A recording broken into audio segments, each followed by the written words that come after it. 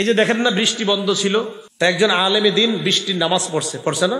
শেখ আহমদুল্লাহ সহ আরো বড় বড় আলেমরাও পড়ছে অনেক জায়গায়। বৃষ্টির জন্য দোয়া করলো, এটা নিয়েও একদল হাসাহাসি করলো। আবহাওয়া বার্তা যখন বলছে যে এই তো আজকে থেকে ঠান্ডা লাগবো, ঠান্ডা নামবো আর বৃষ্টি পড়তে পারে, তখন এই মৌলবী একটা ঘোষণা দিয়ে দিছে কালকা বৃষ্টি প্রার্থনার নামাজ হবে। ওই রোদ্রের নিচে যায় হাত তুইলা দোয়া করে নামাজ পড়া শুরু করছে। মানে ভাবসাব এমন যে বৃষ্টি না আসলে কি হবে, এরকম একটা ভাবসাব। তোমাদের উপর তো আযাব অলরেডি ফায়সালা হয়েই গিয়েছে, নাউজুবিল্লাহ। তোমাদের রবের পক্ষ থেকে শাস্তি অলরেডি তোমাদের উপর পতিত হয়ে গিয়েছে। ও গদব এবং আল্লাহর রাগ তোমাদের উপর পতিত হয়ে গিয়েছে। আতুজাদিলুনানি ফি আসমাইন সাম্মাইতুমুহা আনতুম ওয়া আবাউকুম মা নাযালাল্লাহ। আমার সাথে কি তোমরা এমন কিছু নাম নিয়ে ঝগড়া করতে চাও যে নামগুলা তোমরা রাখছো আর তোমাদের বাপ দাদারা রাখছে? বৃষ্টির একটা দেবতা, এটার একটা নাম রাখছো। এরা কি করছে? বিভিন্ন দেবতার নাম রাখছে। ওয়াদ্দুন একটার নাম সুয়া, একটার নাম ইয়াগুস, আরেকটার নাম ইয়াউক, আরেকটার নাম নাসরুন। আবার তাফসীরের কিতাবে আরো অন্যান্য নামও আসছে। সামুদ সম্প্রদায়, আদ সম্প্রদায়ের পরের সম্প্রদায় সামুদ, এরাও এই 5 খোদার ইবাদত করত। তো বলতেছে তোমরা কি এমন কিছু নাম নিয়ে আমার সাথে ঝগড়া করতে চাও যে নামগুলা তোমরা রাখছো আর তোমাদের বাপ দাদা যারা তারা রাখছে, এমন কিছু নাম নিয়ে আমার সাথে ঝগড়া করতে চাও? ফান্তাজিরু, অপেক্ষা করো আযাবের। ইন্নী মাআকুম মিনাল মুনতাজিরিন, আমিও তোমাদের সাথে অপেক্ষা করতেছি। তো এরা কয় ঠিক আছে, দেখি কি গজব আসে। নাউজুবিল্লাহ। এদের উপর প্রথম গজব আসলো অনাবৃষ্টি। বৃষ্টি বন্ধ হয়ে গেল, টানা 3 বছর বৃষ্টি নেই। কয় বছর? 3 বছর বৃষ্টি নেই। এই যে 3 বছর বৃষ্টি নাই, এরপরেও তাদের মাঝে বুঝ আসতেছে না যে আমাদের সঠিক পথে ফিরে আসা দরকার। কোনো বুঝ নাই।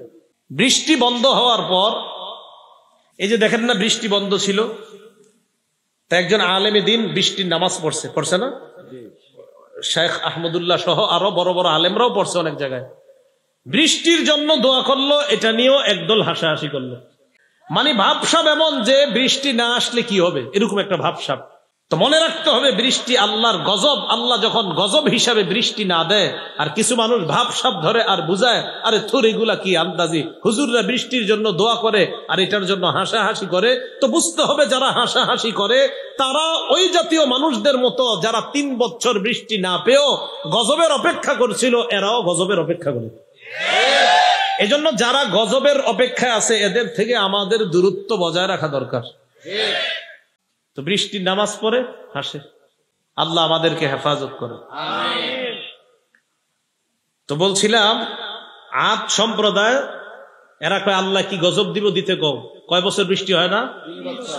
এই 3 বছর বৃষ্টি না হওয়ার কারণে ফসলাদির এমন অবস্থা হয়েছে, মাটিগুলা এত শক্ত হয়ে গিয়েছে, নবীর কথা শুনে না।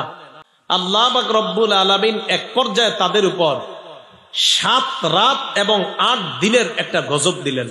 কয়দিন? 7 রাত 8 দিন।